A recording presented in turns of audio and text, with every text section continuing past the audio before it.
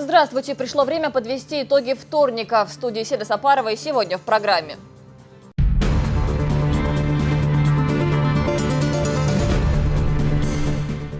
Все условия для бизнеса. Как власть намерена помочь предпринимателям? Создание благоприятной деловой среды в каждом регионе и муниципалитете по всей России является ключевым условием для развития малого и среднего бизнеса. Члены Госсовета озвучили свои предложения. Новое место отдыха для жителей и гостей республики. Я думаю, что в скором будущем нам будет куда поехать и где провести с семьей летом время. В Урус-Мартановском районе идет строительство искусственных прудов. В преддверии главного христианского праздника. И каждый год под Пасху принято у нас, да и у чеченцев, по-моему, также принято. Каждый год ходим, убираем. Православные жители республики провели субботник перед Пасхой. Судебные приставы России оспаривают звание лучших. Начиная с сегодня и до 10-го включительно, каждый день у нас будут идти предварительные бои. Мы будем отбирать лучших финалистов. В Грозном стартовал чемпионат по комплексному единоборству.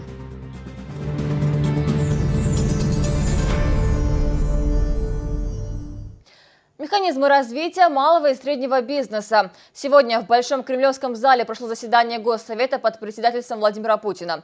В нем принял участие и глава Чечни Рамзан Кадыров. Собравшиеся обсудили проблемные вопросы предпринимателей. Среди них повышение эффективности господдержки, расширение доступа к кредитным ресурсам, налоговое и правовое регулирование, а также прозрачные механизмы взаимодействия власти и бизнеса. Владимиру Путину предложили создать новую структуру, которая обеспечит благоприятный климат для развития предпринимательства в России. Институт по развитию малого и среднего бизнеса планируется создать на базе агентства кредитных гарантий и МСП банка. Было также отмечено, что малый и средний бизнес служит залогом успешного развития экономики всей страны. В то же время глава государства заявил, что малый и средний бизнес развиваются медленно, а его доля ВВП не превышает 21%. Причиной этому служит то, что риски и преграды перевешивают стимулы и возможности.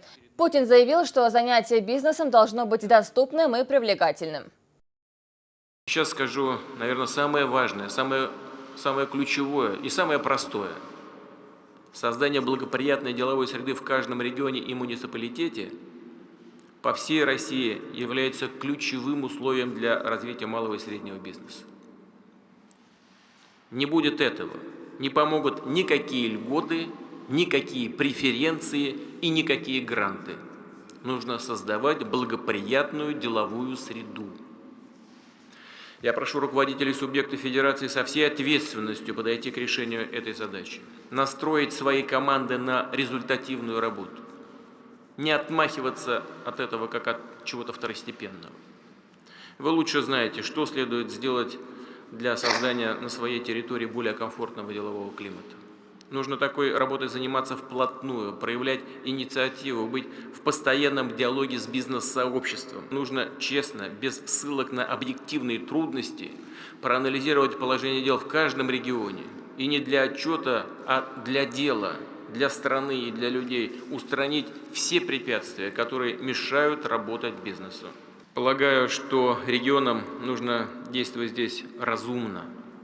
Не должно быть резкого роста налоговой нагрузки на бизнес, особенно производственный, занимающий большие площади. Решение поставленных президентом России задач позволит создать миллионы новых рабочих мест, насытить рынок продовольствием и другими товарами, увеличить поступления в бюджет. Все эти вопросы в республике на особом контроле, написал Рамзан Кадыров в своем аккаунте в Инстаграм. Он также сообщил, что сегодня большая часть мяса, молока и зерновых производится крестьянско-фермерскими хозяйствами.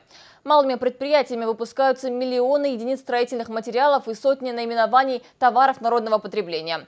В самое ближайшее время будут рассмотрены и приняты меры, вытекающие из решений Госсовета и поручений президента, добавил Кадыров. Чеченское правительство уже много лет активно поддерживает начинающих предпринимателей. Комитет по развитию малого бизнеса реализует программу по грантовой поддержке. Средства на развитие своего дела может получить любой предприниматель, чей проект окажется перспективным. Подробности у нашего корреспондента.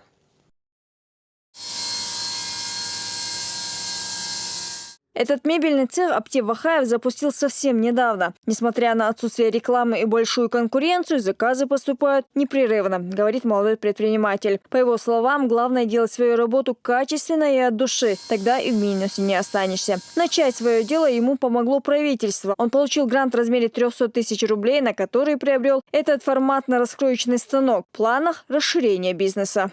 Конкуренция была два года, еще даканчина саму дол. Ты что мебельный фурнитура юкш гимся улли хилчок ебор буахитсон. Харла юлел чандак из-за хайваш лилурю. В республике на налоговом учете стоят около 30 тысяч предпринимателей. Специалисты говорят, для успешного развития экономики эта цифра должна быть в 3 раза больше. И не только тех, кто занимается торговлей. В сегодняшних условиях выгодно вкладывать в производство. И Комитет правительства по малому бизнесу готов оказать всемирную поддержку от подготовки документов до выдачи денег под рентабельные проекты. Мы субсидируем процентную ставку по привлеченным кредитам. Оказываем помощь тем, кто получает микрозайм. Значит, мы планируем в этом году участвовать в программе, которая, значит, субсидирует затраты по лизингу для предпринимателей, которые потратили деньги и купили в лизинг оборудование. Значит, по оплате первого взноса этого лизинга. В этом году правительство приняло решение оказывать господдержку по другой схеме. Если до сих пор денежные средства распределялись на каждый район поровну, то с этого года помощь будет оказываться тем, кто лучше работает. 5-6 районов получат больше, получат возможностей больше, чтобы, значит, внутри района оказать большую поддержку. И все-таки, когда есть уравниловка, она немного расхолаживает. А вот когда есть соревнования, есть конкурс, это позволяет и людям развиваться самим, и суетиться, и работать, и беспокоиться. Развитие малого и среднего бизнеса стало одним из приоритетных направлений в деятельности республиканских властей. Рамзан Кадыров призвал чиновников всех уровней создать максимально комфортные условия для предпринимателей. И в случае возникновения каких-либо проблем представители бизнеса могут обратиться по телефону горячей линии и получить любую консультацию. Санета Тутаева, Ясмина Гацаева, Ибрагим Налаев. Новости. И возвращаясь к главной теме выпуска. После заседания Госсовета глава Чечни встретился с первым заместителем руководителя администрации президента России Вячеславом Володиным. В ходе беседы стороны обсудили вопросы политического, экономического и социального характера. Вячеслав Викторович, как опытный и мудрый государственный деятель, всегда дает важные советы, помогает и поддерживает нужные Чеченской Республике проекты, отметил в своем инстаграм Рамзан Кадыров. Очень приятно, что в команде нашего национального лидера Владимира Путина есть такие преданные отечеству соратники. С такой командой мы можем быть уверены в будущем России, подытожил он.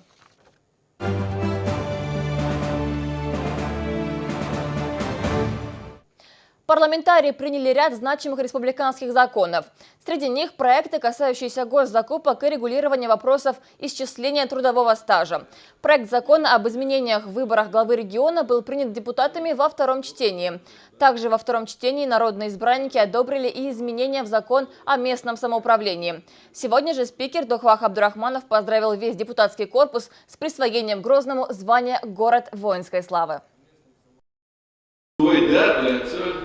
Шутан дөхөн хилду айдер эшпансабина боочан буккак вина серва хилкука хилу войдан яхлу салаш город бян хилу салаш город воинская слава мур амала жения войчак лог не знаю лог не там волчан войнапосе хилу В МВД прошло совещание сотрудников полка полиции имени Героя России Ахмада Хаджи Кадырова.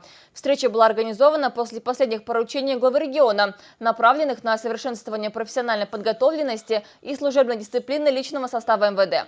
Начальник управления собственной безопасности Адам Хаджи Ерсалиев отметил, что сотрудники должны быть примером для всего общества. При этом он подчеркнул, что любые неправомерные действия полицейских органов внутренних дел будут пресечены по всей строгости закона.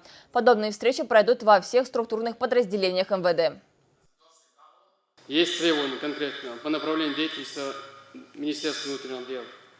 В этой части каждый сотрудник должен быть идеальным, он должен быть образцом. Все должны брать пример сотрудников органов внутренних дел, Министерства внутренних дел МВД по Чеченской Республике. Это о чем говорит? Мы должны быть корректными и конкретными во всех отношениях. То есть, когда вы проводите те или иные мероприятия, значит, есть закон. Мы должны придерживаться закона.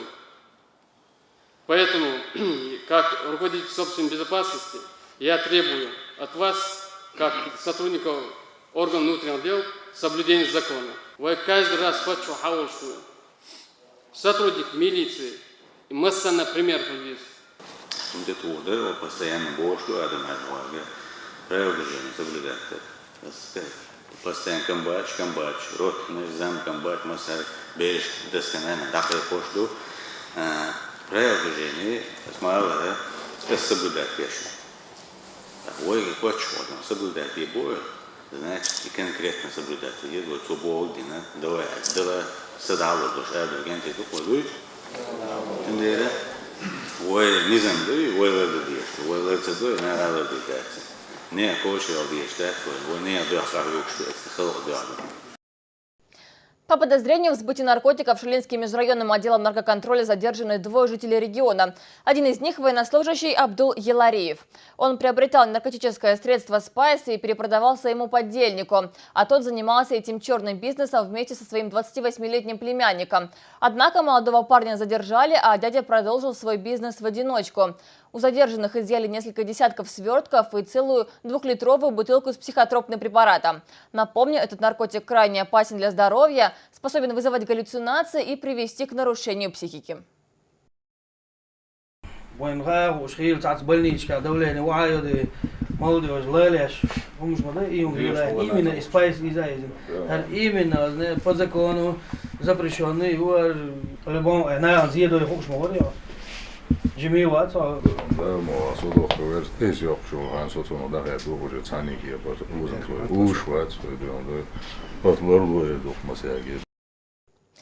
Уже этим летом у жителей и гостей региона появится еще одна возможность приятного отдыха.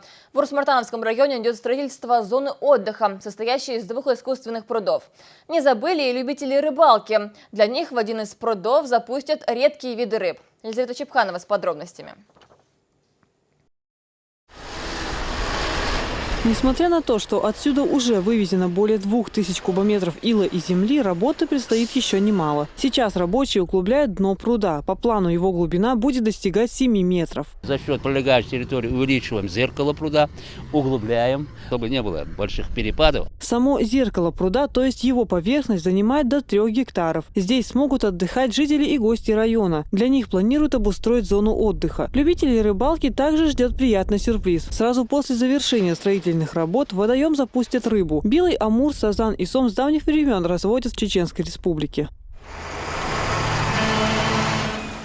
Долгое время река Мартанка подмывала берега у жилых домов. В период паводков жители терпели неудобства из-за опасности наводнения. Районные власти проблему решили просто – изменили русло реки. Теперь вместо дуги Мартанка течет почти напрямую. На месте старого русла решили также обустроить небольшую заводь. Скоро здесь совершат строительство дамбы. Для проведения досуга, для нашей молодежи, которая до сих пор ездила в другие районы, в другие республики, я думаю, что в скором будущем нам будет куда поехать и где провести с семьей летом время.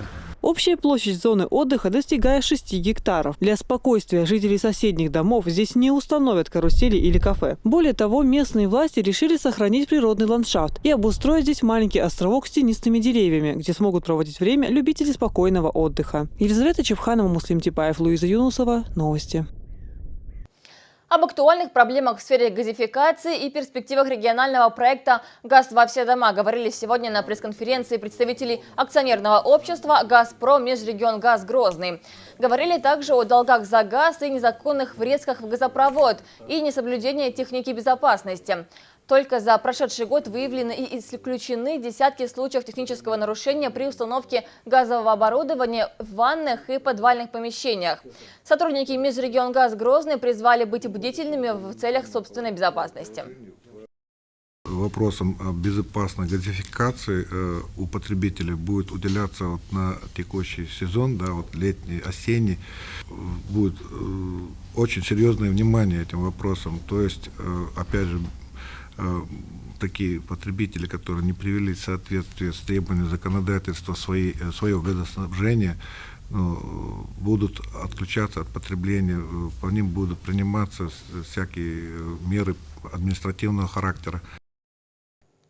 Сегодня региональный общественный фонд имени Ахмада Хаджи Кадырова пришел на помощь семье Абубакаровых.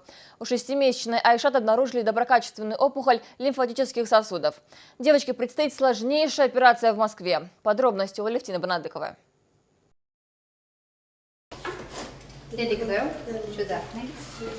Маленькая Айшат вместе с мамой сегодня срочно собирают чемодан, ведь впереди долгая дорога и курс лечения в Москве. На долю 6-месячной девочки выпало непростое испытание. Под языком у Айшат Абубакаровой доброкачественная опухоль. Она возникла еще при внутриутробном развитии. Лечение, хирургическое вмешательство. Обратиться в фонде, заявление рассмотреть лечение. Да,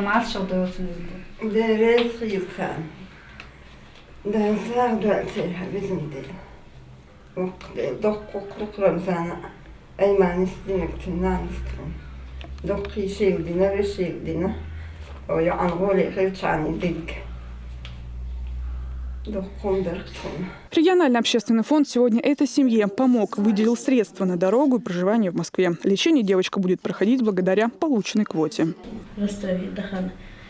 онкологической больнице Данир. За лимфомгион диагноз фактин хадахкет нефта. Ёвтаги гитарвацахел.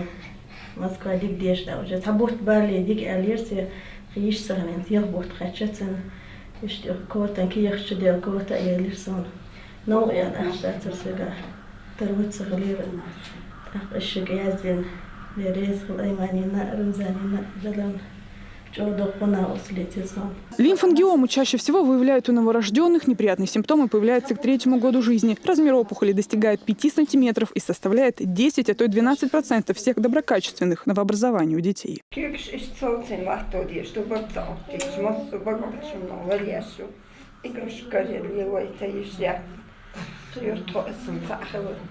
Заявление о материальной помощи семья Абубакаровых написал буквально месяц назад, и вот решение не заставило себя ждать. Необходимые средства были получены как нельзя кстати. Алевтина Банадыкова, Халид Мавсаев и Луиза Юнусова. Новости. В Национальном музее Грозного школьникам представили предметы времен войны. Акция приурочена к 70-летию Великой Победы. Это не первая группа учащихся, с которыми проводится культурно-просветительская работа. Сотрудники музея планируют и дальше продолжать работу в этом направлении. Слово Заре Дамировой. Трехлинейная легендарная винтовка, которая отвечала всем требованиям в годы войны. Это, кстати, самая излюбленная винтовка и самое любимое оружие советского солдата за ее точность, неприхотливость. Легендарный пулемет «Максим». Именно из такого орудия герой Советского Союза Асламбек Шерипов уничтожил сотни вражеских солдат. Экспонаты времен Великой Отечественной войны многие ребята видят впервые. Я много узнала о Ханпаше Нурадиле, что раньше не знала. И о том, что женщины много участвовали в этой войне. Я много о них читаю, потому что у меня были родственники, которые там участвовали, и хотела знать, как там все происходило. Большая экспозиция посвящена 70-летию Великой Победы. Уникальную коллекцию музейщики собирали последние 15 лет. Среди предметов, собранных музеем и найденных при раскопках, солдатские фляжки, немецкие шлемы, штыки, гранаты и даже фронтовые письма. Уже 2 года мы готовимся к этому знаменательному дню, и поэтому вот военно-патриотическое воспитание у нас поставлено на такую довольно высокую планку. Подрастающее поколение, которое в принципе-то ничем не интересуется, вот придя сюда, увидев вот эти предметы, которые несут свою такую энергетику, они, конечно, задумаются. Такие выставки пройдут во всех городах и районах республики. Работники Национального музея также планируют собрать как можно больше информации о судьбах участников Великой Отечественной войны. Собранные материалы войдут в историческую хронику и будут представлены широкой публике. Зара Дамирова, Таймир Хаджиев. Новости. Россия активно готовится к празднованию 70-летия Великой Победы. К этой дате мы приурочили рубрику, в которой наши корреспонденты рассказывают о бойцах, героические поступки которых вошли в историю всей страны. Сегодня герой нашего сюжета – ветеран Афсар Халилов.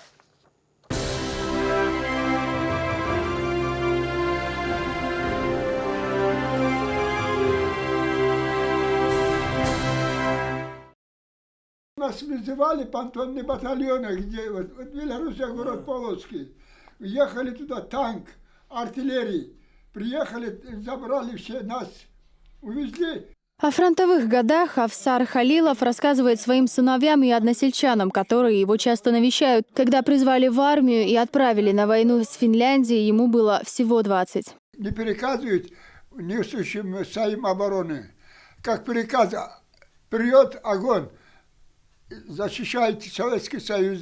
Понтонные батальоны мосты сделали, там охраняли ночи, все, стоим, смотрим. А нас человека 10 человек медали дали. Когда конфликт с Финляндией разрешился в 1940 году, Афсар вернулся в Грузию, где родился и вырос, и стал обучать односельчан военному делу. Уже в 1941-м всех призвали на войну с Германией. В составе понтонно-мостового батальона он строил мосты для переправы бронетехники, а позже стал сапером. Время войны, это самолеты, есть это бомбу зародить. Все это минеральные капсулы уложить сам охраняли и сделали. Специалист был. А вот на земле, который вот пехот приехать, минирует я сам. Я минировал на дороге все. Вот солдат приехать, ногу поставляет, сорвет и умирает. После капитуляции Германии Афсар переехал в Ростов, где и женился. Когда вернулся на родину, узнал, что грузинский народ депортирован. В поисках родных он отправился в Ташкент и смог найти всех, кроме 2 братьев. В 1989 году вместе с детьми ветеран переехал в Чечню. Мне в детстве рассказывал отец, где воевал, что делал, какой фронт был, в Сталинграде. Разминировал, говорил, и самолетов бомбами заправлял. Это запомнился мне. В годы войны он потерял немало друзей. Каждого из них хоронил сам, и как бы ни было тяжело, отправлял скорбное известие родным погибших солдат. С фронта вернулся с множеством наград. Сегодня ветеран живет вместе с 2 сыновьями и внуками, которые часто просят дедушку рассказать истории военных лет, чтобы потом пересказывать их своим друзьям и одноклассникам. Луиза Хатуева, Султан Умаров. Новости.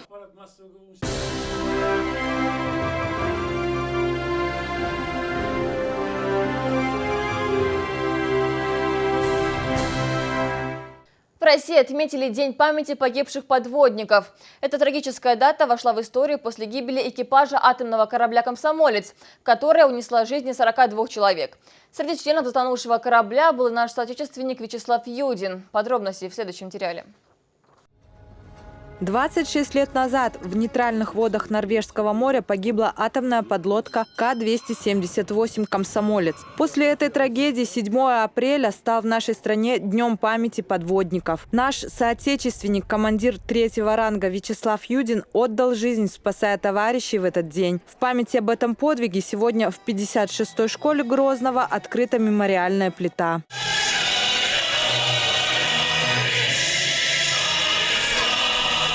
Это символично в преддверии юбилейной даты победы над фашистской Германией в Великой Отечественной войне. Мы опять восстанавливаем забытые имена героев. Тем более, что герои, они жили среди нас. Это герои, которые впитали в себя, культуру, ценности чеченского народа. Мемориальная доска восстановлена во 2-й раз. Когда ее устанавливали впервые, Малика Таташева училась в 9 классе. Событие тех лет, которое повторилось сегодня, вызвало у женщины живой отклик в сердце. После войны, когда я приехала сюда уже в качестве учителя, я пришла сюда, не думала никогда, что попаду сюда. В этом качестве. С сожалением, я обнаружила, что нет этой доски. И вспомнила про этот день. Акция по возрождению мемориальной таблички входит в проект «Имя героя школе». Пример Вячеслава Юдина играет важную роль в патриотическом воспитании молодежи, считает Адлан Динаев. Трагически погиб в 1989 году вместе со своими боевыми товарищами. Более 40 человек погибли в этой трагедии. И сегодня, пользуясь случаем, Совет депутатов города Грозного единогласно проголосовал на заседании Совета депутатов о увековечении памяти и восстановлении мемориальной доски вот, на стене средней школы номер 56. Девятиклассник Фатхи Эльтиев проникся героической историей своего народа. Его научные изыскания будут представлены в конкурсе патриотических проектов на городской конференции «Шаг в будущее». Именно этот подвиг меня вдохновил, не сдаваться и идти до последнего. Начало циклу акций, посвященных героям чеченского народа, положено. Утраченная память об их подвигах будет возрождена. Жибек Садуакас, Абубакар Абазов. Новости.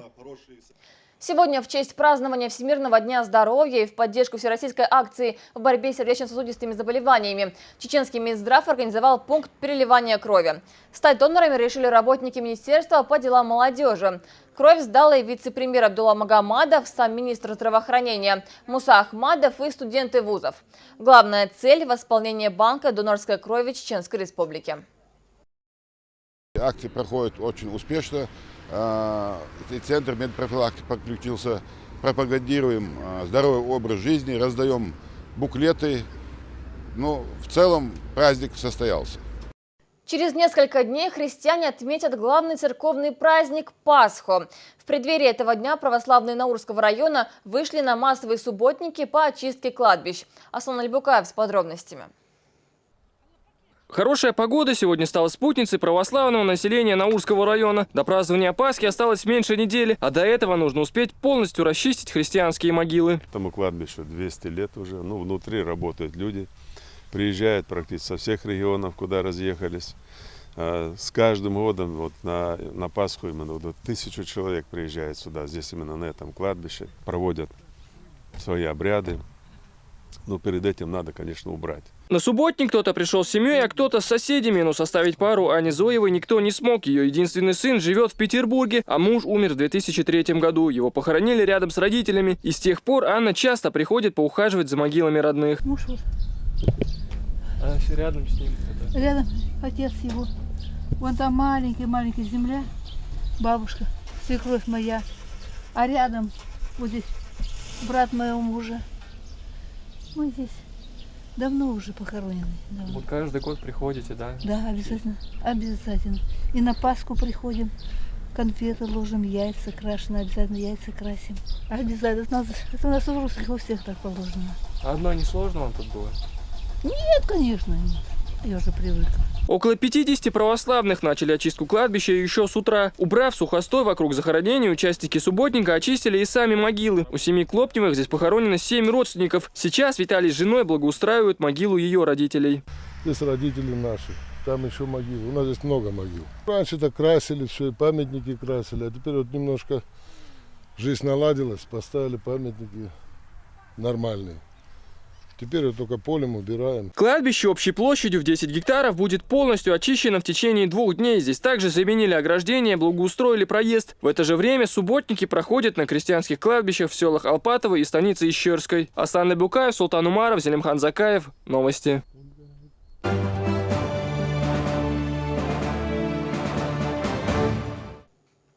Завтра в рамках 22-го тура чемпионата России по футболу на стадионе Ахмат-Арена состоится матч между грозинским Тереком и питерским Зенитом. Отмечу, что гости пока занимают 1-е место в турнирной таблице. Подробности у Хамзата Аюбова.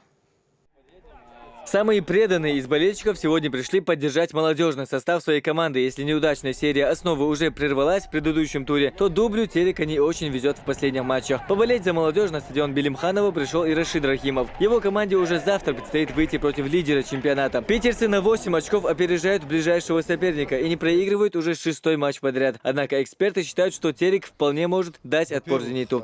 Терек может и должен выигрывать за счет, конечно же, своего болельщика. Я уверен, что завтра трибуны будут заполнены, и они будут гнать вперед нашу команду, наших игроков, и самоотдача будет запредельная. Ну и плюс к тому, в прошлом туре Терек прервал наконец-таки свою безвыигрышную серию. Я думаю, эта победа с Уфой, она психологически дала большой плюс команде, и они будут более, по крайней мере, свободнее, раскрепощеннее. Молодежный состав хоть и не выиграл у соперника, но и не дал сопернику забрать 3 очка. Первый тайм завершился в ничью. В начале второго счет открыл полузащитник Аюб Бацуев. Гости сумели отыграться на 59-й. Болельщики игрой остались довольны, но главное, чтобы завтра основной состав показал красивый и эффективный футбол. زينيتان دعال أتخر دات نو مصو غان عوي تان دعال ديكلو زنادو زينيتان тем более وين دعال أتخر دات. Шансы всегда есть. Любая команда, которая выходит на поле, должна рассчитывать на выигрыш. Я думаю, те, кто же сам завтра не будет исключением. Тем более против «Зенита» мы играем очень удачно. Матч, конечно, будет сложный, но «Зенит» нам по зубам. Учитывая наши возможности нападения, да, думаю, мы 2-1 выиграем. Матч игра дома, вон что дарбу. Кое-что пятый дома. Айлтон что дома.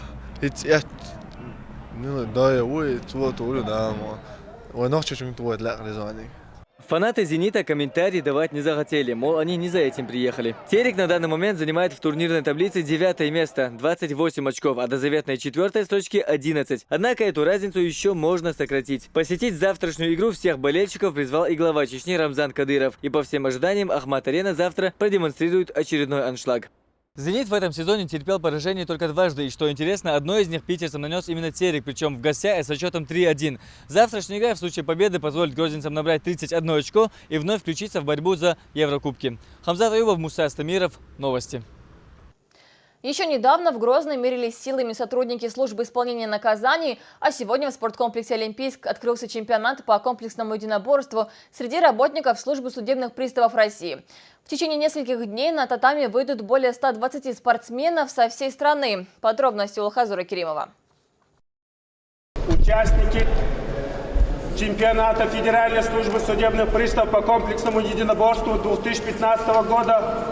Парад построен. Здравствуйте, товарищи. Перед началом турнира представители 8 федеральных округов принимают участие в торжественном параде спортсменов. Сразу после напутственные слова гостей и торжественное поднятие государственных флагов России и Чеченской Республики.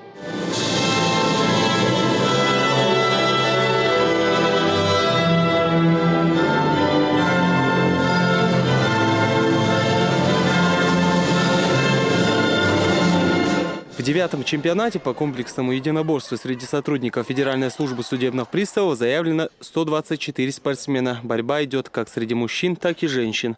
Конечно, для нас большая честь, что именно в городе Грозном проводится чемпионат России. Здесь, как мы видим, и женская команда, и мужская команда будут 10-го участвовать на финале.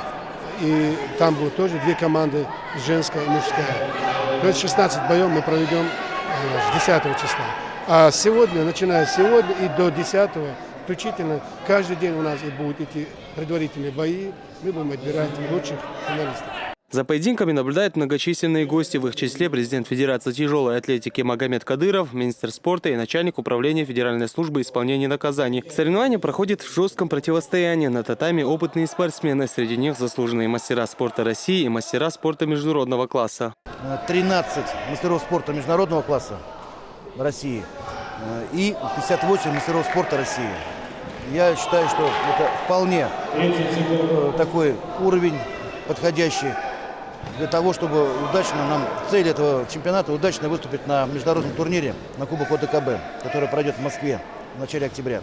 Поединки проходят в 2 этапа. В первом спортсмены показывают ударную технику, бои проходят только в стойке. Во втором этапе в борцовском стиле разрешены болевые и удушающие приемы. В Грозном ежегодный турнир принимают впервые. 26-28 февраля проводился 2-й этап чемпионата Федеральной службы судебных в городе Кызыле. Но мы отобрали, кто занял 1-е место, чемпионов. Отобрали команду и приехали для участия в город Грозный. Прекрасный город Грозный, красивый город Грозный. Мы очень довольны.